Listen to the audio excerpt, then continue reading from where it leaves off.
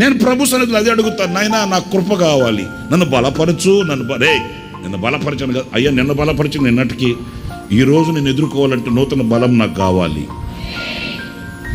మరలా నా ఎదుట ఒక యుద్ధం నిలబడింది, ఈ యుద్ధంలో నేను నిలవాలి, జయించాలంటే నాకు ఒక నవనూతనమైన కృప కావాలి, బలం కావాలి. బలపరచు, నన్ను బలపరచువాని ఎందే నేను ఏదైనా చేయగలుగుతాను. నువ్వు నన్ను బలపరచకపోతే ఈ దినాన నేను ఒట్టి చేతిలో ఉండే కదా.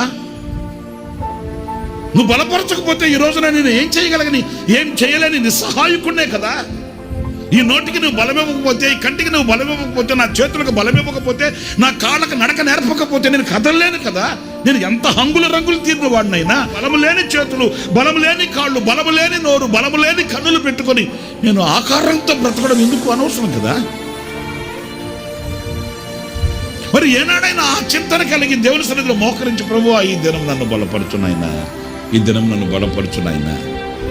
ఈరోజు ఎలాంటి యుద్ధం నేను చేయవలసి వస్తుందో, ఏ యుద్ధ రంగంలో నేను నిలవవలసి వస్తుందో, ఏ పోరాటం నేను చేయవలసి వస్తుందో నాకు తెలియదు. అన్ఎక్స్పెక్టెడ్, ఏవి చెప్పి రావు.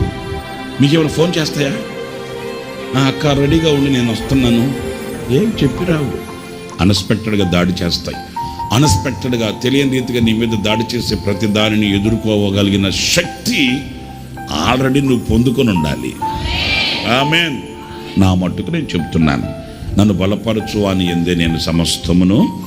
మీరు కూడా అంతే. మీ ఇంటిని మీరు ఏలుకోవాలన్నా, మీ పని మీరు చేయాలన్నా, మీ ఉద్యోగంలో మీరు రాణించాలన్నా, మీ పొలంలో మీరు చక్కటి రాబడి లేకపోతే ఫలాన్ని మీరు పొందుకోవాలన్నా, ఏనాటికి ఆనాడు మీరు బలపరచబడే ఆ బలాన్ని దేవుని సన్నిధిలో మీరు పొందుకుంటే తప్ప, లేకపోతే మీరు సమస్తము కాదు కదా, ఏమీ కూడా చేయలేరు. నా కర్మో నెత్తి కొట్టుకుని కూర్చొని కర్మ లేదు, కుర్మ లేదు.